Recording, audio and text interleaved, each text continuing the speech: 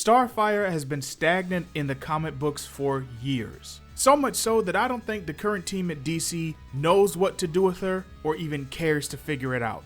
It's gonna take a real, true fan to save Starfire from the jaws of certain mediocrity. So here's how I'd save her if I wrote for DC.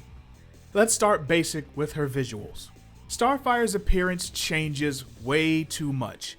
This has been a problem that she's been plagued with arguably since the mid-90s, but it has definitely been a problem of hers from the New 52 onward. And not just a slight modification like Superman, sometimes he'll have the shorts outside and sometimes he won't. No, she has a completely different look, completely different vibe, and it changes so much that it really impacts her ability to be more of an iconic and popular character in my opinion.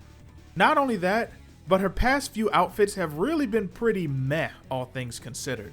Her current outfit isn't bad, but it lacks any distinctness or memorable qualities, causing it to fade into the background of the multiple outfits she's had over the years. Which makes even less sense when you realize how popular her Rebirth outfit looks. So personally, I would just roll her right back to that. I mean, it's the foundation for most of her modern outfits anyway.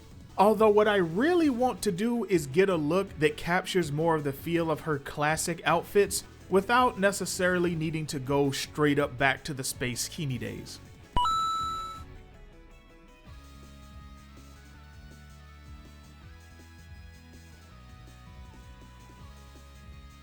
Several fan artists have done their own spin on the classic Starfire look, and I think one of those would serve as a great new direction. Physical appearance wise, I'd opt for something closer to how she looks now, with the darker orange skin and the voluminous red hair. That pinkish red straight hair that she had back in the day just wasn't doing it for me. And I think bringing back the big curls, even if they're more loose curls, kind of like in her Justice League Odyssey look, really would go a long way to helping Starfire stand out. Then it's on to her personality and culture. I cannot say this part loud enough. Make Koriander emotional again. Comics of recent years have really seen Koriander's emotional side, which is core to who she is as a person, take a back seat, when really she should be the one having extreme emotions on the team, and she should wear this proudly. Her recent Spotlight issue from a couple years ago showed this really well, and is probably one of the few times in the past 5 or so years where she really emotes in a very Starfire-esque way. Because I'm just tired of having her play the blank NPC role, just standing in the background, having random facial expressions. Everything she feels should be felt and expressed to a large degree. In terms of her culture, I also have noticed that there have really been zero attempts to really convey how much of Tamaranian culture Starfire still keeps. There were times back in the day where she would do things like pray to Zal, or back when she had her Tamaranian garden. These were all things that showed us that Koriander still retains who she is as a Tamaranian. And I think we need to bring things like that back. Even something as simple as having her go on long solitary flights to clear her head or just enjoy the weather. That would basically be her equivalent of a Saturday afternoon drive. Or the moments where she goes up into Earth's upper atmosphere and just looks at the sun for a while. I think all of these are great examples from the comics that show that she is still culturally an alien and Tamaranian specifically. Especially the Zal thing. Think about it. Actual religious people all have rituals and practices that they do day to day. So just because Starfire is an alien doesn't mean her spirituality should be any less real to her. From there, I want to look at her social and love life. One thing Koriander is in desperate need of is a group of friends, like real genuine friends. It's great that she's close with her teammates, but she also needs some friends who aren't necessarily in the superhero life. Hell, they don't even have to all be metahuman. I would love to see how Starfire operates with a friend group who all knows that she's clearly an alien, but they're just still friends with her anyway. We did see this a bit in her solo series back from 2015, and that made for some of the best moments from that series. But at the same time, I know that her besties are always gonna be other superheroes, namely Donna, Raven, and Dick.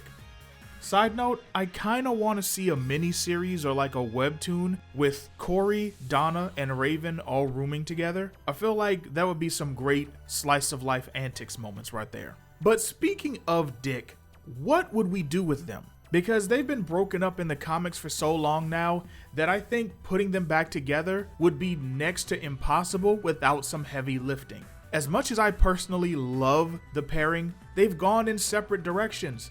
They're more like those good friends that dated in high school and the first few years of college, then broke up and were friends with benefits for a while before calling it quits for good. They still keep in touch and generally have fond feelings of each other, just not in the romantic sense anymore. There'd probably be a lot of things they had to deal with and overcome before they got back together if this was going to be a happy and healthy relationship. They're grown now, so their love should be much more mature instead of all emotion and passion like before.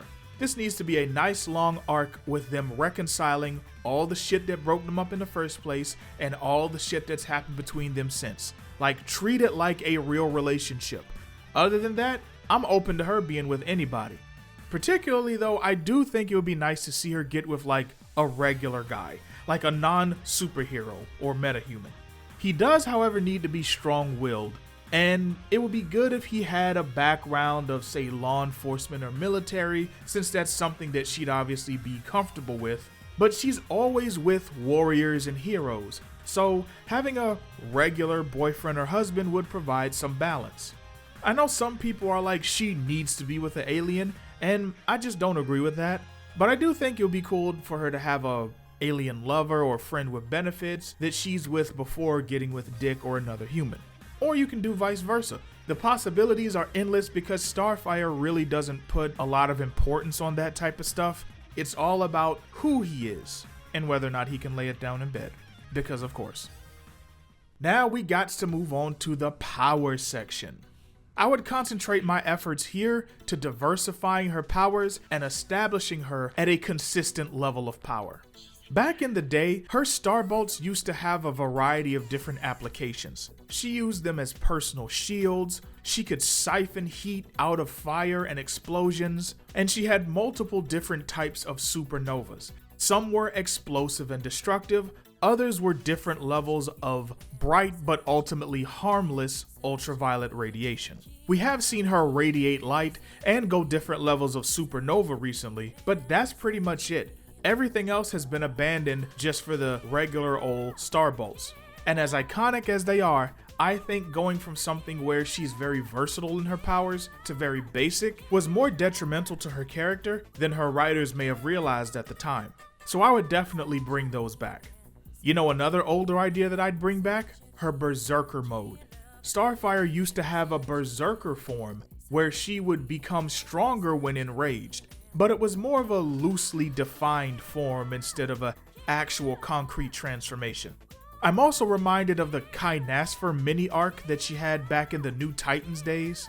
I recently covered that in my every single Starfire outfit and design ever video, linked in the description.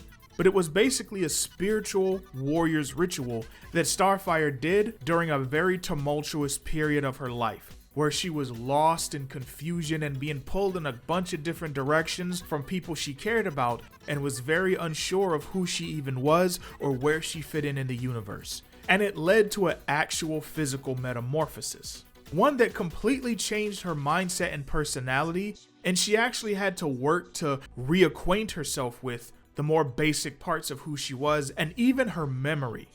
I think that conquering something like that should yield some type of physical transformation, but having it be some type of ultimate form that she can tap into for a higher level of power, better fighting ability, better reflexes, more durability. The way I'm envisioning it, it would be kind of like a good version of her Herald of Darkseid mode. I know I'm always bringing that version up in these videos, but I really love that hot blue hair. I think doing all of these things would help to solidify her as a cosmic level character, with upper limits that can even go into the universal levels. But I do also think these stronger forms should come at a cost, so she's not always relying on them.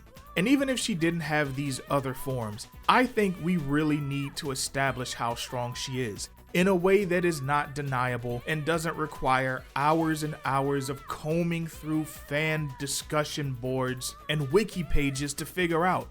That should be something that could be understood simply by reading the text. So my Starfire would be clearly shown to be at these levels. Her baseline peak would be cosmic, her upper limits would be low universal. And now for the coup de grace, her character arcs and overall direction. Before moving forward, I would nail down a canonical backstory. There are currently two versions of her origin that differ in a few key areas. Her pre-Crisis origin, which most fans are familiar with, and her New 52 origin, which was actually referenced during the recent Beast World event, when Brother Eternity revealed himself to be a treacherous Tamaranian named Xander. You don't need me to tell you how confusing it is to have two separate origins coexisting at the same time. And yes, I do know they're existing at the same time, because her Spotlight issue from 2023 used her first origin story from the New Teen Titans years. These are supposed to be happening at the same time, weeks or months apart at best. You can't have two origins in the same universe!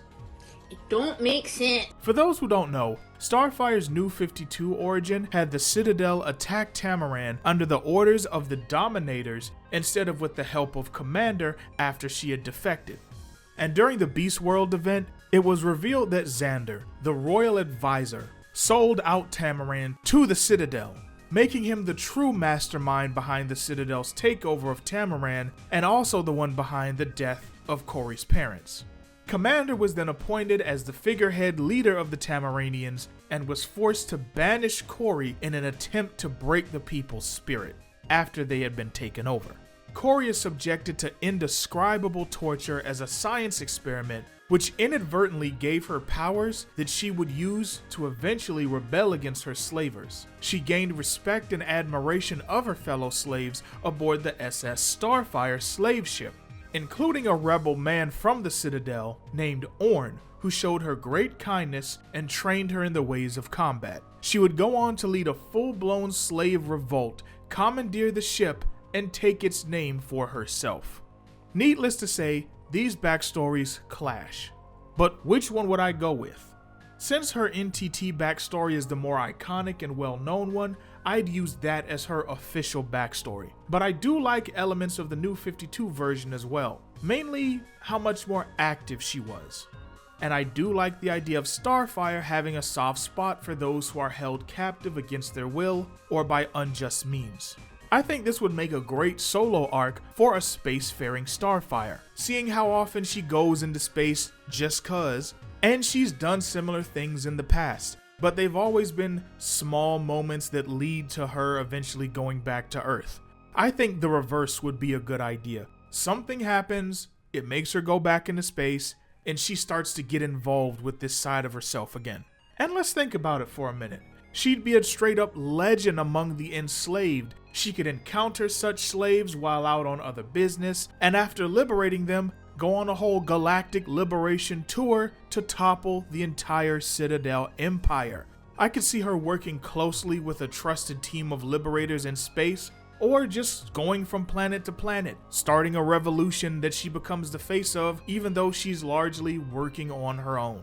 This would be a great chance for her to run into none other than her brother koriander. It never made sense how little he was involved after the NTT days. She loves family, she loves close friendships, she loves love. So it makes no sense that they don't ever really communicate or interact anymore. Having them reconnect and then team up for a short period of time would be a great way to remind readers that she still does have actual blood family out here.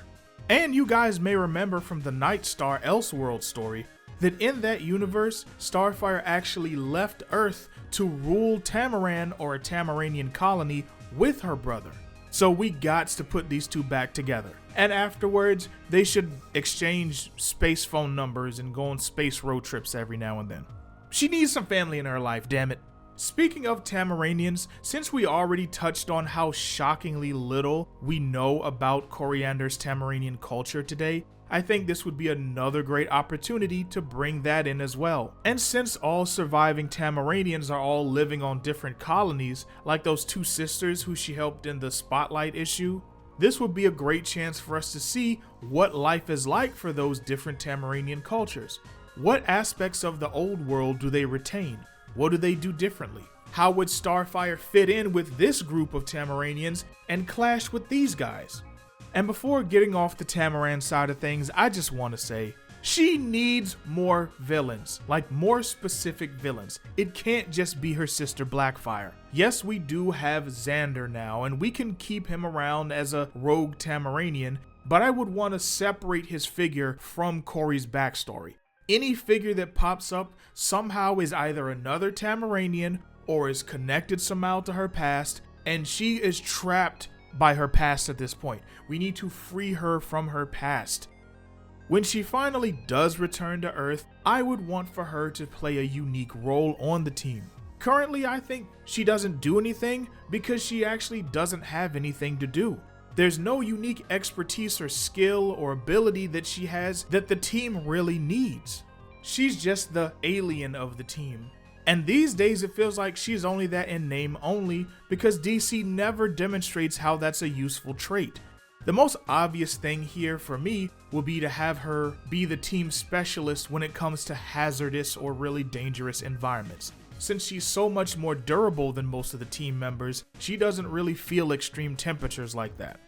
Also, the fact that she can breathe in space is already broken on its own. But you'd be forgiven for not knowing that because DC barely remembers that as it is. Back in the day, Starfire was a jack of all trades sort of character, with proficiencies in all of these areas and the potential to be the best at least one or two given the situation. Donna and Nightwing are more hand-to-hand combat focused characters, so it makes sense that DC doesn't always show her to be outshining them, even though technically she is stronger and better at fighting than both of them, and she's demonstrated this on multiple occasions.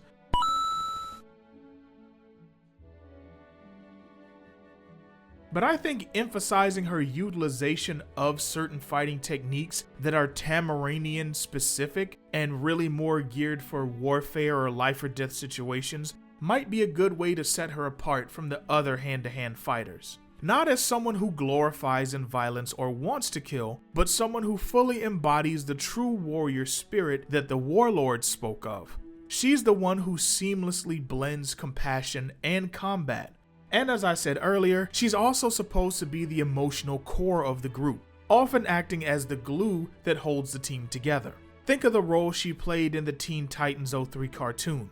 She was the heart of the team. There was a dystopian future where the team just straight up split up and all became assholes simply because she wasn't there. And it was the combination of that tragic warrior's edge and that huge heart that could see the best in anyone and loved life for all that it had to offer that made Starfire such a compelling character in the first place. My Starfire, when returning to the team, would bring a mixture of all of these traits in a way that would re-establish her as a formidable leader. She's led several iterations of the team, so reducing her to a background player again just makes no sense to me. And after spending a solid amount of time in space, I think that would give her even more of a broad perspective that she could bring to the team that would make her worthy of being followed for a long period of time. I mean, you can even see that in how she is now. She inarguably had one of the hardest lives prior to joining the team and had to go through some of the biggest changes on the team by adapting the no-kill rule and accepting Earth's societal standards. Meaning she should be among the best, if not the best, at adapting to change and accepting others. This also works in tandem with Tamaranian culture in general, which strives to be fully present in every moment and places sincerity and open expression among its highest cultural values. In practice, it would look very similar to how she was in the DC AMU films, with her taking on the role of lead or co-leading a new team of Teen Titans, or serving as a mentor to younger heroes while fulfilling other duties off the team. Her past and present would peacefully coexist, allowing her to elevate every aspect of who she is as well as the team and opening up new doors of possibility for the future. In short, Starfire doesn't have to be the best at everything because she's ready for anything. Starfire is ready, and in my opinion overdue for an overhaul, one that doesn't regress her but moves her forward and establishes her as the awesome character that she is, one well deserving of a place in DC's upper echelon of characters. And if given the chance, this is how I would save Starfire as a character. But this is only one way because I'm only one man. Tell me how you would unfuck Starfire in the comics. And after you do that, make sure you click on this video right here to get more alien warrior hippie princess in your life. And until next time, keep right on simping.